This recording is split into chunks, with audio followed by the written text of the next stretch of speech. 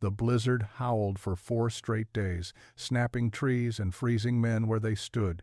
But inside one strange double-porched cabin, the fire never faltered and the temperature never dropped below 56 degrees. Before we dive in, tell us, how cold does it get where you are? And if frontier survival stories keep you hooked, hit that subscribe button so you don't miss what's coming next. Caleb Anders did not look like a man with a plan. He was lean, weathered, and quiet, more likely to be mistaken for a day laborer than a thinker.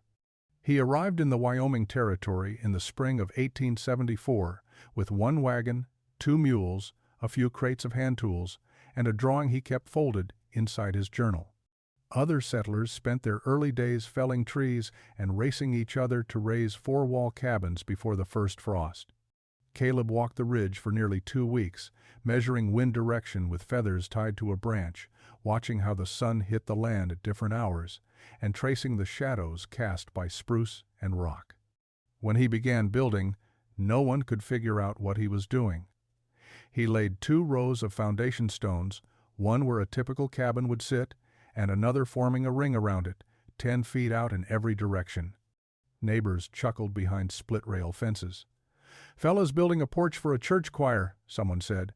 Another shouted, "You expecting guests, preacher?" Caleb didn't answer. He only nodded and kept working. His hands were deliberate and his choices odd. He split logs thinner than most wood, layered bark insulation between them, and used sand mixed with ash to fill gaps. And always the porch grew with the cabin, both rising together like a house wearing 2 coats. He spoke little but observed much. When asked why he wasn't building faster, he said only, "I'll need it to hold more than just me." By midsummer, most of the valley had their cabins built, roofs shingled with bark, chimneys choked with the first cooking fires. Caleb was still sawing planks and chiseling tongue and groove joints for his porch walls. No one had ever seen a porch with joinery like that, airtight seams, storm shutters on every corner, wooden awnings to shield the space from snowdrift. It was as if he were building a structure to protect his structure. "What's the porch for, anyhow?" a boy asked him one day. "To trap heat, to slow wind, to buy time," Caleb replied. The boy blinked, then ran off to tell his father the crazy man was talking in riddles again. But Caleb wasn't crazy. He had lived through something back east. A winter where the mercury froze in the thermometer and people lit fires inside with no effect. Where a neighbor's baby turned blue in her crib while her mother slept 2 feet away. That was the winter he lost his wife. Not to fire, not to wolves, but to cold, a silent kind of killer. So no, Caleb wasn't rushing. He was planning. Planning for the moment when the wind would return, louder than memory, colder than bone. And when it did, he didn't want to survive it. He wanted to beat it. By the first frost, the laughing stopped. The mornings came colder, crisper, sooner than expected. Water troughs iced over in mid-September. Leaves skipped autumn entirely, falling brown and stiff before their color turned. In the small frontier community, nestled between 3 ridgelines, a rumor began to settle with the cold air. This winter would not be ordinary. Old man Thatcher, who had seen 30 winters in the Rockies, shook his head one morning and muttered, "Feels like 79. That was all he said. He didn't need to say more. In that winter, 10 families fled their homesteads. 4 didn't make it out. The valley folk began double-checking their chimneys and shoring up their walls. They nailed spare hides over windows and stacked wood taller than a man's height. Except Caleb. Caleb's woodpile was smaller than most, but his porch was finished. From the outside, it looked ridiculous. 2 full wraparound decks, one on the ground floor, one above, fully enclosed. Each corner had a sealed viewing slit, shutters inside and out. A double-layer roof with ventilation chutes. The whole thing looked more like a fort than a home. "He's building a barn for ghosts," someone said. Another whispered, "Maybe he's not right in the head." But no one said it to his face. Caleb had a kind of stillness that unnerved people. He didn't argue. He just nodded once and went back to his hammering. Every nail he drove seemed to say, "I know something you don't." One evening, a settler named Marshall stopped by. Marshall was no fool. He had fought through 2 northern campaigns in the war, lost a toe to frostbite, and didn't scare easy. But he stood there, looking at the cabin and its double coat of porches, arms crossed. "Why the second level?" he asked. Caleb rubbed his hands together. "Cold rises, but so does heat, if you trap it right. 2 decks traps both." Marshall studied him a moment. "You're serious about this, huh?" Caleb nodded. "Wind strips heat faster than fire makes it. I plan to trap the heat before the wind ever sees it." Marshall left without comment, but a week later he came back, asked to borrow a chisel. That same week, frost settled inside people's cabins on the inside. Children woke coughing, chickens froze in their coops. Caleb's porch sat quiet in the morning light, its outer walls collecting frost like armor. Inside, his hearth crackled low, and the air stayed warm enough that he barely wore gloves. The warnings were clear now. The land was shutting down, the wind was sharpening its teeth, but inside the double porch cabin, a man who had been called a fool was quietly preparing to become the only reason some of his neighbors might survive. Caleb Anders had learned long ago that cold was not just a condition of weather, but a force with habits and patience. It crept, it searched, it exploited every mistake a man made when he rushed. As he worked on the inner walls of his double porch, fitting boards so tightly that even candlelight could not slip through, his thoughts returned to a winter far from Wyoming, to a narrow river town where he had first learned what cold truly meant. That winter had arrived early and stayed late. Snow piled against doors until they bowed inward, and the wind found its way through seams no one had bothered to seal. Caleb had been younger then, newly married, certain that effort alone could solve any problem. He burned more wood, fed the fire constantly, but still the cold pressed in. It seeped through the walls, the floor, even the bed frames. Heat escaped upward and outward as fast as he could make it, stolen by drafts he could not see. His wife had been the first to notice the difference between cold air and deadly cold. She said the room felt hollow, like warmth could not settle. One morning, he woke to silence where her breathing should have been. The doctor called it exposure. Caleb called it ignorance. He had built a house that fought the cold head-on instead of trapping and confusing it, and that mistake cost him everything. Those memories guided his hands now. He understood that fire alone was not enough. Heat had to be slowed, redirected, boxed in, and layered. That was why the porch mattered. Not as living space, not as decoration, but as a barrier, a pocket of captured air. Wind could scream against the outer wall all it wanted, but by the time it reached the inner cabin, it would already be tired. He designed the porch as a living buffer. During the day, sunlight poured through the south-facing panels and warmed the enclosed space. At night, that warmth lingered, trapped between thick boards and sealed joints. Snow piled against the porch walls instead of the cabin itself, creating an insulating blanket that grew stronger with every storm. Most men cursed snow. Caleb welcomed it. Inside the porch, he left narrow gaps near the roofline, vents he could open or close depending on the day. On warmer afternoons, he let excess heat escape so moisture would not build. When the temperature dropped, he sealed everything tight. It was not guesswork. He tested each change, watching how frost formed and melted, how his breath hung or disappeared. Neighbors saw only excess labor. Caleb saw patterns.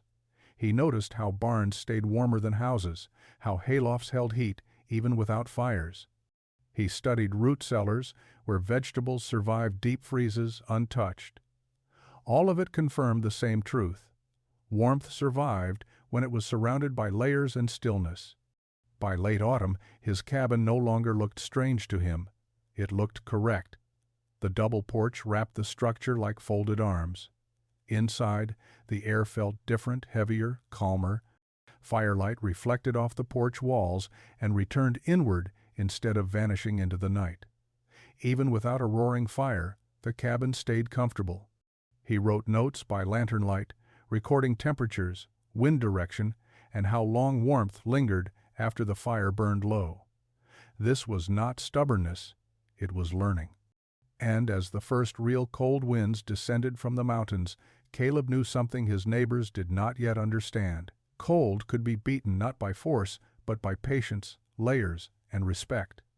The first true storm arrived without ceremony.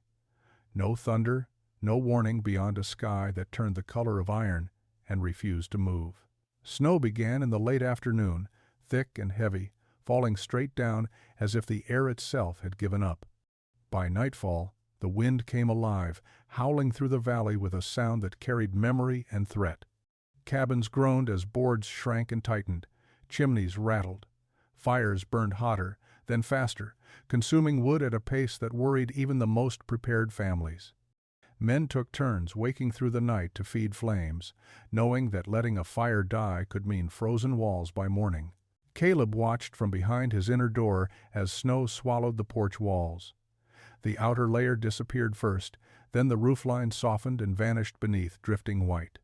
From the outside, it must have looked like his cabin was being buried alive. Inside, the air remained still. He stoked the fire once, then let it burn low. The heat lingered.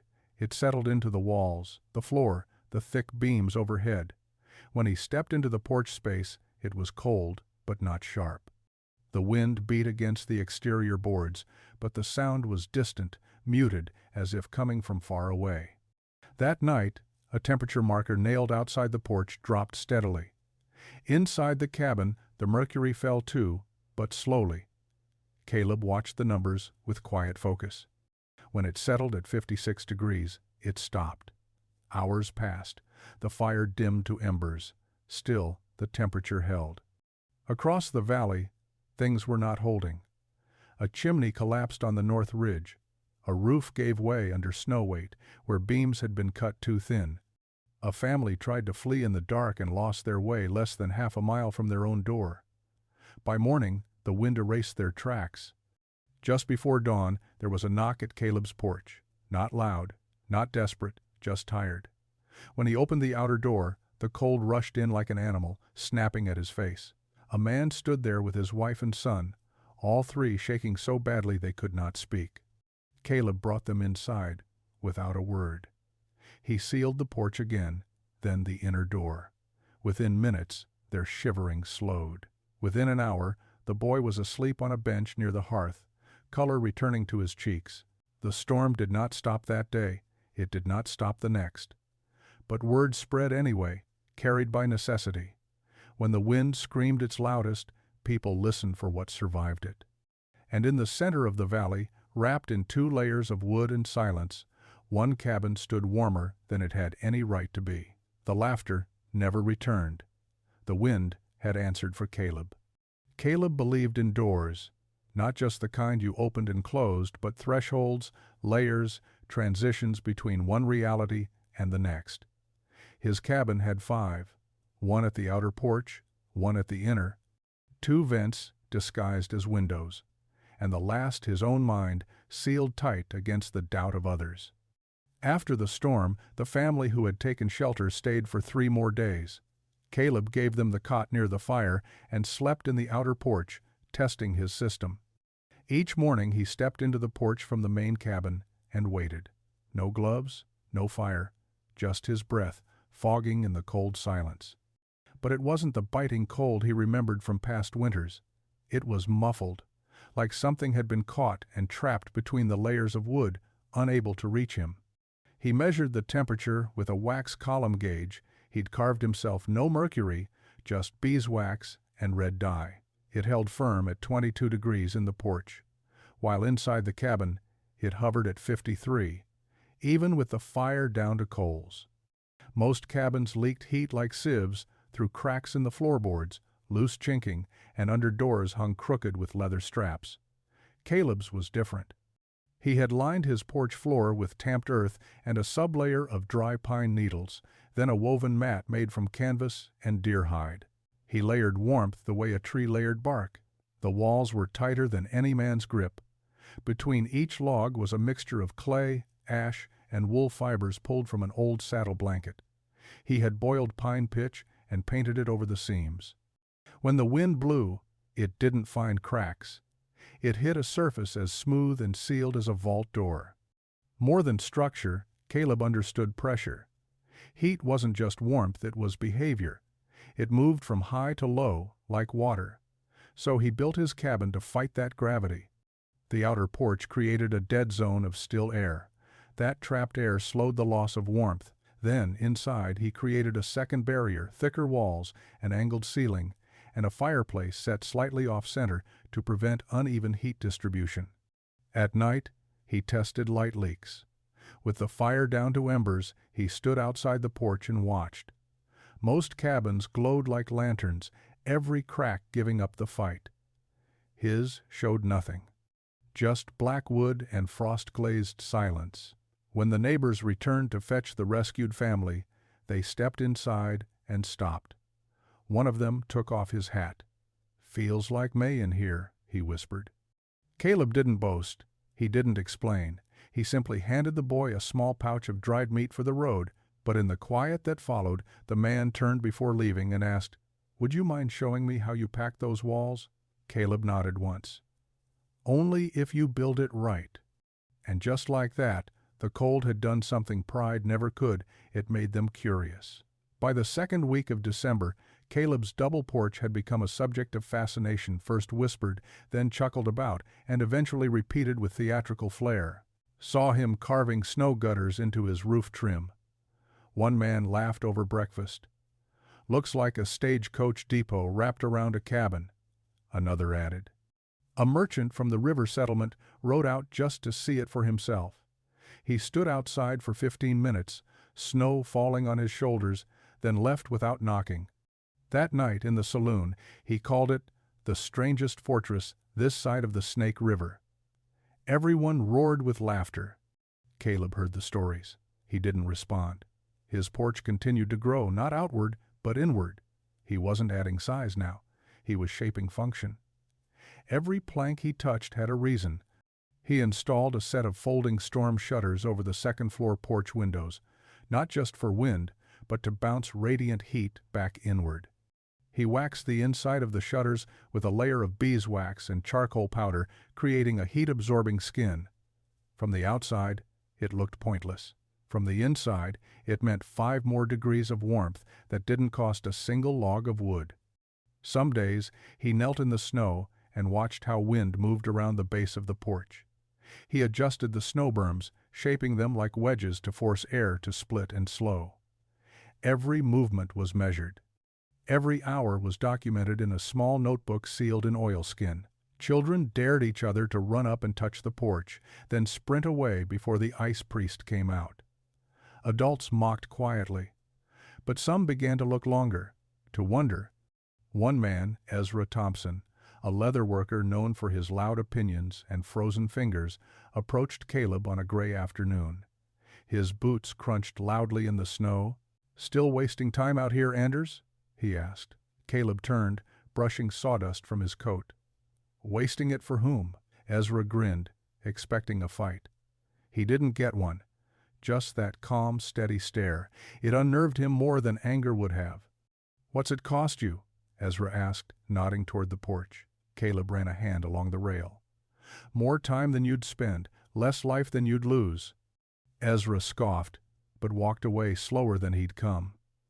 2 days later, Caleb noticed him adding hide skirts to the base of his cabin walls.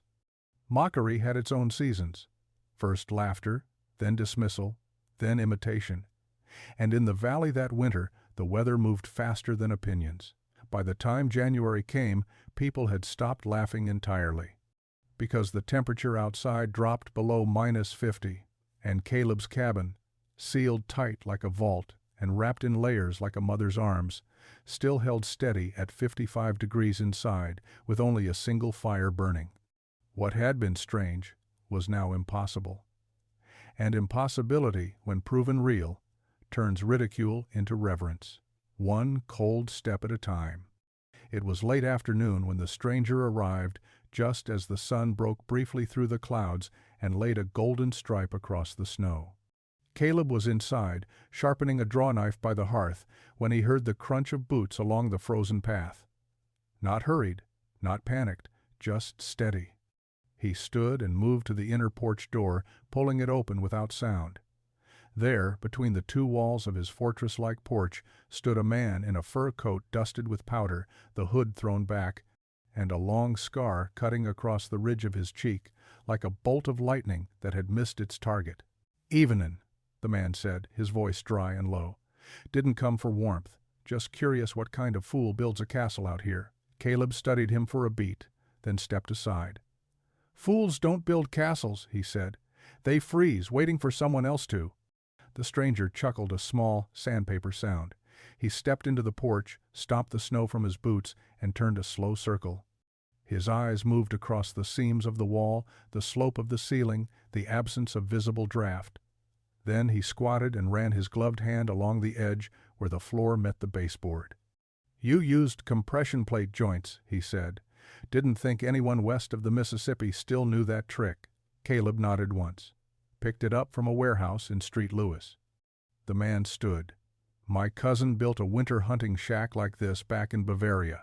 2 porches, one inside the other. Kept out cold and wolves alike." "You're not from around here," Caleb said. "Not anymore." The man glanced toward the inner door. "You mind?" Caleb didn't answer. He simply opened the door, letting the warmth spill out like a held breath. The stranger stepped inside, moved toward the hearth, and held out his hands. He didn't take off his coat, and he didn't sit. "I passed 3 cabins on the way here," he said. "One had a cracked chimney, another lost part of the roof.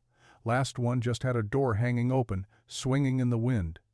Caleb stirred the fire, adding a single log.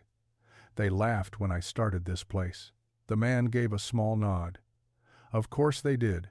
Laughter's the first shelter a man builds when he's cold and doesn't know what else to do." He said a day. He stayed for only 10 minutes. When he left, he didn't say goodbye. But just before the porch door closed behind him, he paused and turned back. "Build strong," he said. "Winter ain't a season out here, it's a test." Then he disappeared into the dusk, and the silence returned. Caleb stood in the porch for a while after that, one hand resting on the doorframe. He didn't need affirmation. But still, it meant something to know that somewhere across the ocean, men had faced this same cold and answered it the same way. Not with fire, but with foresight. The final week of calm came cloaked in stillness. No wind, no snowfall. Just a quiet so absolute it set the birds on edge and made the horses restless. The sky stayed low and gray, like a ceiling, lowering 1 inch at a time. Caleb felt it in his bones, in the way the trees no longer swayed, but stood rigid, holding their breath. He took the silence seriously.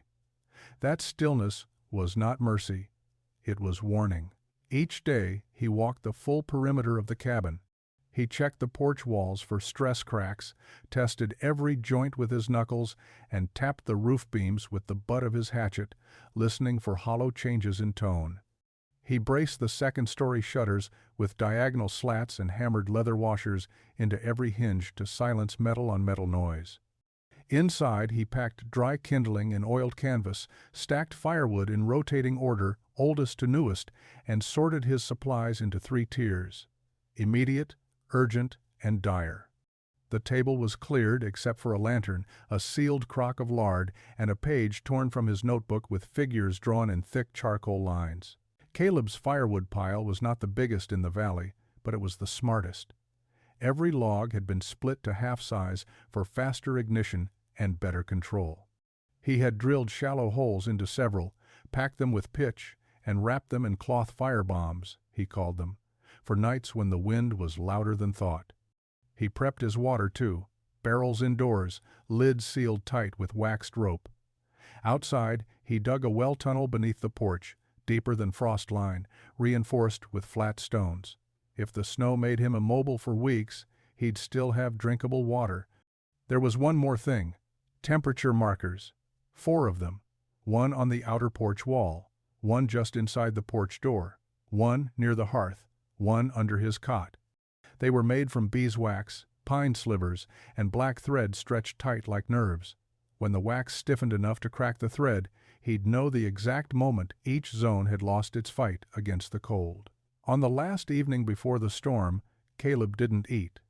He sat by the fire and listened to the wood creaking in its joints, to the faint scrape of snow beginning to fall like fingers on canvas, to the breathing of the cabin itself. Then, without fanfare, he stood and moved through the house, sealing the final seams. He closed the outermost door with both latches, dropped the locking bar, and slid the wooden brace into place. Each motion was quiet, final. The wind hadn't come yet, but he could feel it moving in the sky, just out of reach. When it came, he would be ready.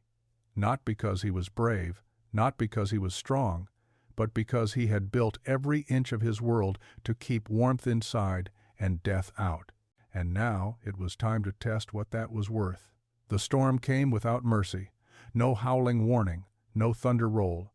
Just a curtain of white that fell over the valley like the hand of a god who had finally decided to crush what he'd once allowed to live. The first flakes were thick and wet, slapping the roof like thrown handfuls of ash. Then the wind came, and with it a sharp edge that turned snow into knives. Caleb was already awake. He had not truly slept, just closed his eyes now and then, counting heartbeats, feeling the air shift from still to brittle. He moved with practiced calm, fed the fire, checked the wax threads on the temperature markers. The one beneath the cot was unbroken. The one in the porch had already snapped. The outer wall marker had disappeared under snow. He sat on the floor for a moment, palms pressed to the boards. The heat was holding. The walls breathed warmth. He smiled faintly, not with pride, but relief. Outside, visibility dropped to less than 10 feet. Trees vanished. The sky folded inward. Snow pushed against the outer porch like a living thing trying to crawl inside. The sound of it constant, scraping, groaning, was not unlike an animal pacing outside a door, waiting for weakness. Across the valley, windows shattered from pressure changes. A cabin roof collapsed under snow load. Somewhere beyond the ridge, a man fired his rifle 3 times into the storm, not to kill, but to be heard. Caleb lit a lantern but kept it low. Firelight danced across the inside walls, catching on wax-sealed joints and leather-braced corners. Everything was holding. The cabin had become what he always intended, a vessel, sealed and balanced, riding through a sea of ice. He allowed himself one luxury: coffee brewed low and slow. He poured it into a thick clay mug, the rim chipped from last season's move, and sat near the fire with both hands wrapped around the warmth. Midway through the second hour, he heard a thud dull and heavy against the porch wall. He moved quickly, checking the view slit near the door. Nothing. Then another thud. Then a scraping. He leaned closer. A shape, slumped, then moving, barely. He opened the inner door and moved into the porch, unlatched the outer door just enough to reach. A woman stumbled in, barely upright, snow frozen to her lashes. She didn't speak, just pointed back toward the white. Caleb pulled her inside without question. She collapsed near the hearth. He covered her with a wool blanket, set water to boil, and turned back to the door. 3 more figures emerged from the storm, one crawling. A family, he realized, or what remained of one. He took them all in. By the time night fell, 5 people huddled in his cabin, none of them speaking, none of them shivering anymore. The fire burned steady. The walls stayed warm. The storm raged harder. But inside, life was holding. By morning, the wind sounded like it was trying to tear the earth apart. It howled over the roof, slammed into the porch walls, screamed down the chimney pipe. Caleb had sealed the flue so well that not a single draft made it through. Only the sound remained raw and wild and ancient. Inside the cabin, it was 56 degrees. He checked twice, not just survival warm. Comfortable. The rescued woman, Martha, she'd whispered late in the night, was sitting up now, her hands wrapped around a mug of broth. Her son lay asleep on the cot, color restored to his cheeks. The other 2, a couple from the western slope, had set up near the door, wrapped in wool and silence. Caleb had opened the fire vent at sunrise to let in some fresh air. Even then, the chill stopped halfway through the porch, as if unsure how to proceed. The air inside was heavy with heat. Not stifling, Not damp, just still and warm and wrong. Wrong in the best way. No one could understand how it was possible, he explained when asked. It's the porch, he said. Or both of them, really.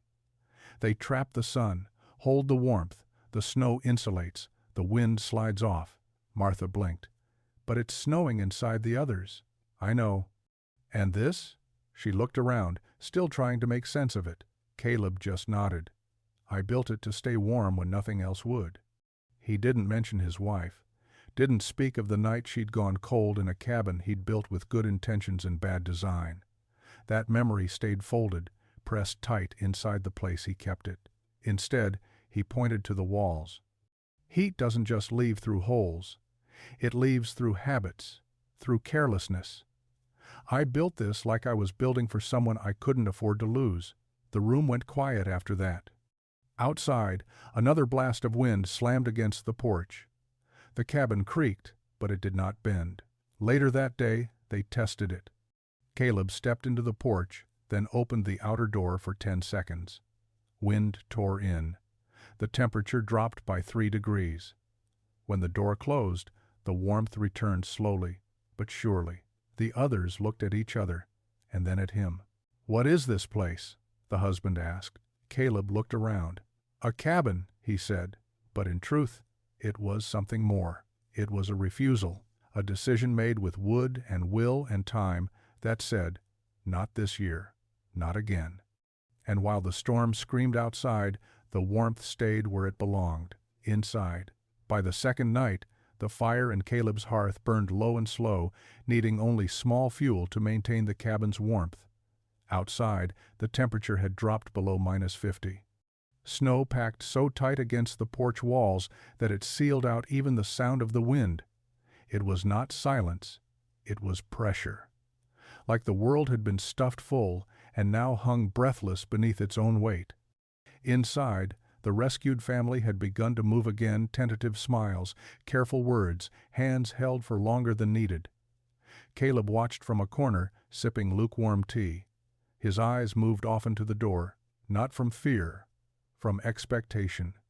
It came just after midnight. A knock, not frantic, not pounding, just 3 short raps, like someone remembering their manners despite the storm. He moved to the porch, unbarred the inner door, and opened it halfway. The air between porch and cabin felt like stepping between 2 seasons. In the outer vestibule, a man stood hunched in snow-caked wool, eyes barely open, beard frozen white and stiff. Behind him, a teenage girl clung to his coat. Her face was mottled red and white, the colors of blood under siege. Caleb opened the second door without a word. The wind tried to follow, but the porch walls swallowed it. He ushered them in quickly, shut and barred the outer door, then closed the inner one behind them. He did not speak at first. He placed a wool blanket over the girl's shoulders, helped the man to sit, then added wood to the fire in 3 measured pieces. When warmth returned to their skin, so did speech. "We lost the trail," the man whispered hoarsely. "The snow our cabin gave in. My wife stayed behind. We couldn't get her out." The room quieted. No one asked questions. They simply made space. Caleb handed the girl a cup of hot broth, watched her hands tremble. Her lips parted in surprise as the warmth reached her throat. She looked up at him. "Why is it warm in here?" Caleb didn't answer. Instead, he moved to a small crate by the hearth and withdrew a folded wool pad, placed it near the fire, and motioned for her to rest. The others, those already sheltering, began to move as well, rearranging, reshaping the cabin's shared space. No one complained. In a building made for one, there were now 9, and still the warmth held. That night, as the fire hissed softly and breath fog curled near the ceiling, Caleb walked through the porch and ran his hand along the frost line. It was thicker than ever, nearly 2 inches, where the snow had hardened against the boards. He pressed his palm flat to it. Cold, brutal, alive. But beyond it, shelter, heat, human voices. The kind of warmth that did not just come from fire but from walls built with memory, and doors that opened when it mattered most. By the 3rd day of the storm, Caleb's cabin had become more than shelter, it had become an answer. Word of its warmth, like smoke through cracks, began to leak across the valley. The wind howled on, sharp as razors, stripping bark from trees and battering doors like fists of ice. But inside the double-porched fortress, life continued. People began to arrive not all at once, but in small, shivering pairs. A farmer and his wife who had run out of wood. A widow from the south slope whose chimney had collapsed. Two brothers who'd tried to outlast the freeze and nearly lost fingers. Caleb never turned anyone away. He rearranged his home like a puzzle, layers of sleeping mats, shelves converted into bunks, tables repurposed into food stations. The porch became a rotation zone. New arrivals warmed there first, shedding ice and panic before crossing the second threshold. Still, the temperature never dropped below 53 degrees. The walls held. The fire stayed small but steady. The warmth lingered like it had roots. It baffled them. "You burn less than we do," someone said. "Why does the cold stop here?" asked another. Caleb didn't explain in full. He simply pointed to the porch. "This is what keeps the storm outside," he said. "The porch isn't decoration, it's armor." They listened, and more importantly, they began to understand. Martha helped sew extra covers from the scraps in Caleb's supply chest. One of the brothers, a carpenter by trade, reinforced the outer hinges with his own nails. The community, once scattered and self-reliant, now moved like parts of a larger body. One evening, a boy sat near the fire and asked, "Why didn't more people build like this?" Caleb stared into the flames. "Because it takes time," he said, "and most folk don't plan for what they haven't seen." "But you did," the boy said. Caleb looked at him. "I saw enough." He didn't say more. Didn't need to. The others began keeping notes, sketches of the porch angles, copies of the layered wall seams, rough plans of the snow venting paths. What had once been dismissed as overbuild had become blueprint. A doctrine of survival written not in theory but in timber. On the morning of the fourth day, the wind slowed for the first time. Not stopped, but eased. The sky lightened by a shade. A sign. People stood at the porch windows, eyes wide with disbelief. Trees reappeared. The sun tried to press through the clouds. A woman turned to Caleb. "You saved us," she said. He shook his head. "I just built a place where the cold couldn't win." And now, others wanted to learn how, not just to survive, but to stay warm. The difference between the two was everything, and Caleb Anders had built that difference from the ground up. The snow atop the porch roof was now over 4 feet thick. To anyone passing from a distance, if anyone could have, the structure would have looked more like a snowdrift than a cabin. Just a lump in the whiteness, silent and unbroken. But inside, heat still rose gently from the hearth, and the people inside moved in warmth that defied the season. It was time to check the roof. Caleb didn't ask for help. He simply rose, layered his coat and gloves, and disappeared into the crawl space built between the main cabin ceiling and the outer porch roof. It was a narrow corridor, only tall enough to crouch, lined with planks and reinforced beams, spaced just 16 inches apart. It had taken him 3 days to build that section during the autumn, measured, braced, over-engineered by most standards. But now, it was perfect. The weight of the snow had compressed evenly across the layered roofing system. First sod, then bark, then hardwood planks, then the inner support grid. Caleb moved slowly, tapping each beam with his knuckle. Solid, no give, no cracks. He reached the central support post, the spine of the structure, and pressed his gloved palm against it. No vibrations, no cold bleed. That meant the insulation was still doing its job. He knelt there a long time, just listening. Above him, total silence. Not a whisper of settling, not a groan of stress, only the sound of his own breathing. Back in the cabin, the others had begun a routine. Meals twice a day. Fire watch in rotating pairs. Children taught how to cut kindling, how to seal window gaps with cloth dipped in wax. Every day, Caleb passed on one more detail of the porch's design to someone new, and they listened fully now. They saw the genius not in the walls, but in the spaces between them. The dead air pockets, the angles, the overhangs, the subtle choices that added up to life over death. By the time Caleb crawled back down from the roof, his coat was dusted with fine frost. He stepped back into the warmth and found Martha waiting. "You do that every day?" she asked. "Every two," he said. "If one beam goes, the rest start listening." She looked at him a moment. "You think the storm's ending?" He shook his head. "Not yet. It's testing us." He looked toward the door. "The weight's not the danger," he said. "It's the silence. That's when it breaks." She didn't ask what it was. She didn't need to, because outside the snow wasn't melting. It was waiting. That night, the temperature fell lower than anyone in the valley had seen in their lifetime, below -62. The air itself felt frozen in place. Sound stopped carrying. Even the wind moved slower, as if thickened by its own cold. Inside the cabin, the fire burned steady, but Caleb did not sleep. He sat by the window slit he had carved into the second porch layer. A small flap opened just enough for him to see sky. It was black. No stars, no moon, just endless dark and pressure.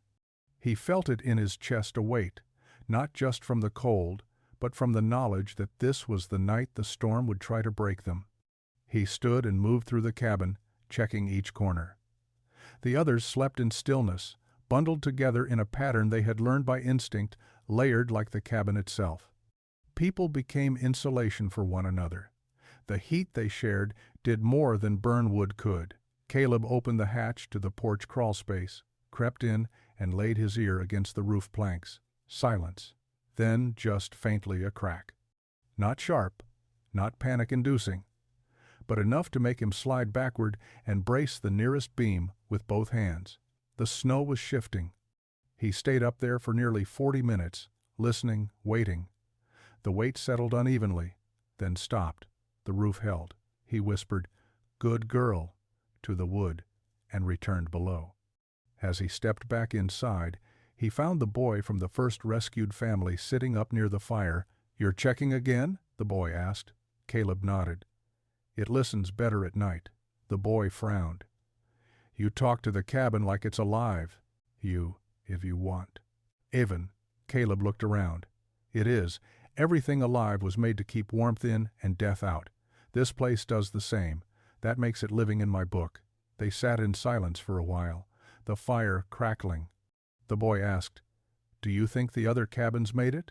Caleb didn't answer right away. "No," he said quietly. "Not all." The boy nodded, not crying, just folding into himself slightly. "They'll build better next time," he said. "If there's a next time," Caleb replied. The boy looked at him. "There will be," he said. "You'll teach them." And in that moment, with the storm pressing hardest against them and the firelight barely holding back the dark, Caleb felt something shift, not outside, but within. The cabin had done its part. Now came his. Because surviving wasn't enough. You had to teach others how to stay warm, even in a world that wanted you cold. And so, the longest night passed not in sleep, but in the promise of warmth passed forward. It happened on the morning of the 5th day. A faint blue line broke across the eastern ridge. Not bright, not warm, just a suggestion that the sun still existed. The storm had stopped some time before that, but no one inside Caleb's cabin had dared open the door. They listened first, the way animals do when silence feels like a trap. Then Caleb rose, tied his coat, and walked into the porch. The outer door had frozen shut. It took 2 kicks and a shoulder to open it. When it finally gave, a wall of snow leaned inward, tall and silent, as if waiting for permission to fall. Caleb stepped through it, like walking into the memory of a world that had forgotten how to move. The air cut through his coat instantly, but it was calm. No more screaming wind. No more ice slicing sideways. Just snow tall, deep, and still. He looked across the valley. White mounds dotted the landscape where cabins once stood. Some were recognizable by shape, others flattened entirely, just indentations now, like forgotten thoughts pressed into frost. He moved forward through waist-high drifts. Every step was labor. Every breath left a trail of fog behind him. The silence out here was different than inside. Inside it was comfort. Here it was vacancy. He reached the ridge overlooking the central field by mid-morning, and that's when they saw him. A handful of neighbors, those who had made it through, were emerging from their own half-buried cabins.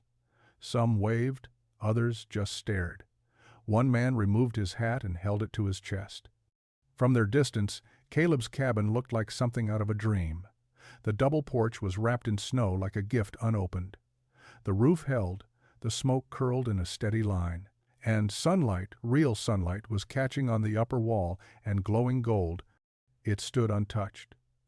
Alive. They came in slow groups throughout the day, men, women, children, bundled and exhausted, drawn not just by warmth, but by what they had seen. Caleb met them on the porch, offered hands to those who needed help climbing through the snowpack. He did not speak much. He didn't need to. "What did you build?" one man asked, staring wide-eyed at the layered seams, the vents, the bracing. Caleb's answer was simple: a place where the storm could scream and still not get in. A woman behind him, her face raw with cold, nodded. It did scream. Everywhere else, others had lost food, lost animals, nearly lost each other. Some hadn't seen fire in 2 days, but Caleb's hearth still burned. His water had not frozen. The temperature inside had never dropped below 53 degrees. Someone whispered, "It's a miracle," but Caleb shook his head.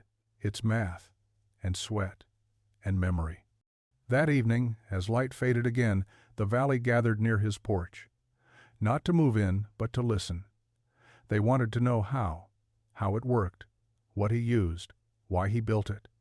And so, for the first time in many years, Caleb spoke at length, not about fear, not about loss, but about how you hold warmth where it matters, and how you build something that remembers your pain so that no one else has to feel it. The storm had ended, but the damage was just beginning to reveal itself. Over the next week, the full toll unfolded like a wound peeled open. 6 cabins collapsed completely. 3 more were deemed unsafe, walls warped, roofs bowed, foundations cracked from frost heave. Livestock numbers had dropped by more than half. 3 families were forced to relocate entirely, their homes no longer standing. But no one had died. That part mattered, and many believed quietly, humbly, that it was because of Caleb. His cabin had become more than shelter. It was now the standard by which the rest were measured. The rebuilding began slowly. Saws returned to hands, hammers swung again, and logs were cut not just for walls, but for structure measured, selected, and placed with intention, not desperation. Caleb walked from home to home, not as a guest, but as a teacher. He did not lecture. He demonstrated. He showed how to notch beams at a forward angle to shed snow load. He explained the layered wall technique: inner chinking, outer sealant, dead air space in between. He taught people to carve drainage channels in their porch steps and vent their roofs to avoid ice dams. It wasn't about copying his cabin, Caleb told them that often. "You build your own bones," he'd say. "Mine just taught me where they need to be strong." He gave out drawings, marked with thick lines in charcoal. Sometimes he'd sketch in the snow with a stick, talking through airflow and sunlight like he was explaining how to trap a ghost. Ezra Thompson, once the loudest critic, now worked beside him every day. He had salvaged what he could from his flattened shed and asked Caleb to help rebuild it, not for storage this time, but for shelter. "I want my wife warm next year," he said. Warm, not just alive. Children ran messages between properties, measurements, materials, questions about corners, and weight loads. They treated Caleb like something between a builder and a healer. Word spread further than the valley. A traveling surveyor arrived from the county seat after hearing stories from a fur trader. He spent 2 days walking through the porch, taking notes, drawing diagrams. Before leaving, he asked Caleb for a quote to include in a regional report on winter survivability. Caleb said, "You don't need my words. Just show them the walls." Still, the man wrote something down. He didn't build for comfort, he built to win. By early spring, 5 cabins in the valley had been rebuilt, with Caleb's method, each one unique, but all echoing the same principles: layers, balance, patience, and purpose. Caleb didn't ask for anything in return. He didn't want it. What he needed had already happened. No one would freeze the same way again. Not here. Not if they had hands, time, and the will to build something that could hold back the cold and hold people together. Not just through one storm, but through all the ones still waiting beyond the next ridge. By the time the snow melted into shallow rivers and the earth began to thaw, Caleb's porch design had taken root far beyond the valley. It wasn't called a design, not formally. There were no blueprints handed out, no patents filed, no speeches made. But people had started calling it something anyway. The porch doctrine, not because it was written down, but because it was followed. That spring, settlers from across the region rode in to see the cabin for themselves. Some came curious, others came skeptical, all left changed. What they found wasn't some marvel of invention, it was something older and wiser, something built with memory, not ambition. The doctrine wasn't about porches, really. It was about how to build something that could outlast the worst. A porch was just the first layer. What mattered was what it stood for, a barrier between life and what wanted to end it. The surveyor who had visited earlier returned with 2 companions, one from the state capital, the other a publisher. They took measurements, made inquiries, and spent a night in the cabin during a cold snap that still gripped the mountains in April. In the morning, the publisher asked Caleb what he would call the structure if it were to be shared. Caleb shook his head. "It's not mine to name," he said. "It belongs to the cold." He refused to sign anything, refused to be photographed, but he permitted them to write it down as long as they didn't make it about him. A month later, a regional homesteader's almanac published a 6-page feature titled "Shelter That Breathes: Surviving Cold with Layered Logic." The article described Caleb's methods in detail, from the dual porch design to the snow sealing techniques and passive heat retention systems. It didn't include his name. That had been his one condition. But word spread anyway. In the years that followed, small cabins began appearing across the frontier, with strange outlines, porches built inward instead of outward, shutters placed not for light, but for wind resistance, snow intentionally banked against lower walls. Carpenters whispered about the Anders method, though Caleb never acknowledged it.